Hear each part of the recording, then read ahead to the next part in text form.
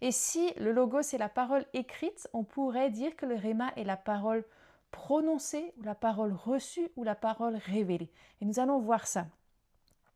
On trouve d'abord l'utilisation de rhéma quand l'ange parle à Marie, par exemple, ou parle à des disciples, où il y a des paroles qui sont données et il se les rappelle plus tard.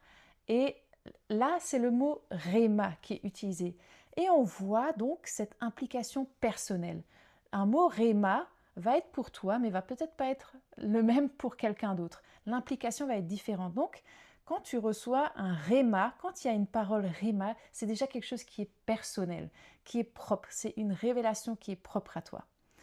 On voit dans Jean 6, verset 63, « C'est l'esprit qui vivifie, la chair ne sert de rien.